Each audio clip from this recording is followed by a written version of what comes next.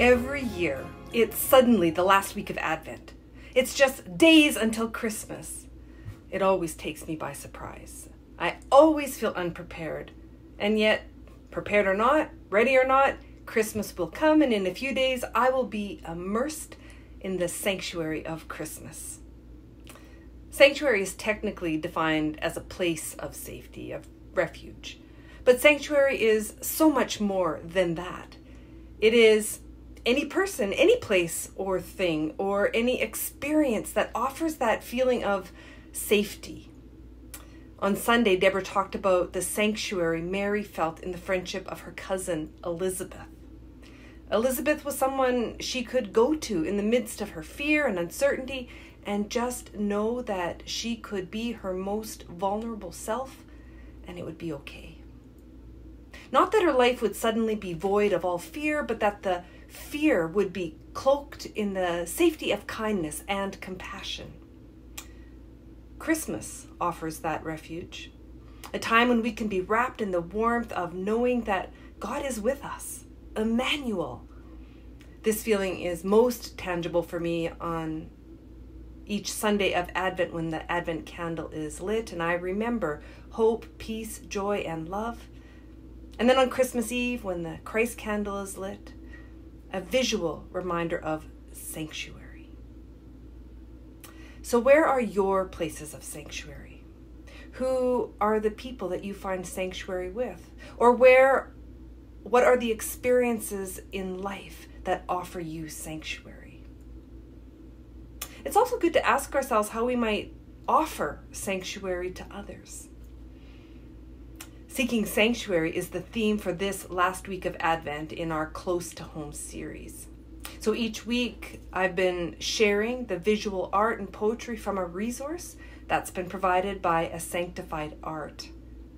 And this is the image I want to share with you today. It's called Redemption Song and is by Reverend Denise Anderson. This image is inspired by the Magnificat, or Mary Song, which was the scripture reading for this Sunday. And this is what Denise wrote about the image. I've read the Magnificat many times, but only recently have I started reading it for what it is, a protest song. Listen to the tone. God has brought down the powerful from their thrones and lifted up the lowly. It's a song of vindication against oppressive powers. Some ancient manuscripts attribute this song to Elizabeth, not Mary. Of course, an older woman would be able to exegete the times from both communal history and lived experience. But it's also true that the gift of prophecy is no respecter of age. They each have different proximities to the Messiah. One's offspring will prepare the way, and another's will be the way. Both are able to sing the song because both are oppressed, which brings me to the inspiration for this portrait. Ahead, Tamimi. An activist from childhood, Tamimi became a symbol of Palestinian resistance. Because of her recognizability, her family sent her to live with relatives in Ramallah, where she'd not have to face the threat of checkpoints. At the age of 16, she was arrested for slapping a police officer to protect her disabled cousin. The reference for this painting was a photo taken of her as she was being detained by Israeli forces for trying to intervene in her mother's arrest. This visual expresses the mood of the Magnificat in a new way for me.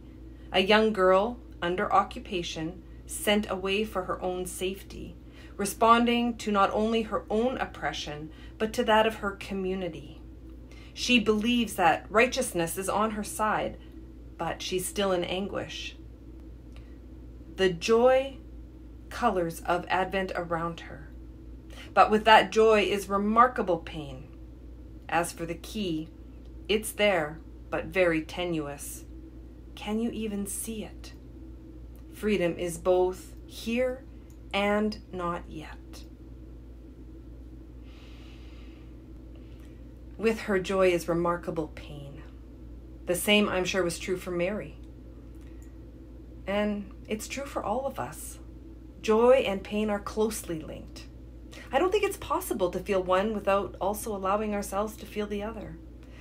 If we block our pain, we also block our joy. And if we block our joy, well, that's a very painful way to live. We need sanctuary to hold those two together. The poem I will now share is called Come On Home and is written by Reverend Sarah Speed. We all know the feeling, the shaky ground, sinking sand, water is rising, sun is fading, feeling that makes steady breathing an entire miracle and holding back tears a marvel in and of itself.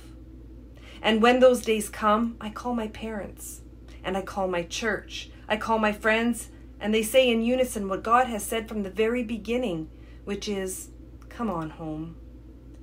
Is there anything more healing than an open door? If you're seeking sanctuary, if the waters are rising, listen. It may be hard to hear, but God is always saying, come on home. Thank you so much for watching. I won't be sharing a reflection next week as I am taking the week off, but I will be back the following Wednesday. This Close to Home series continues into the first 2 weeks of January, and I look forward to sharing more images and poetry with you then. So until then, God bless and Merry Christmas.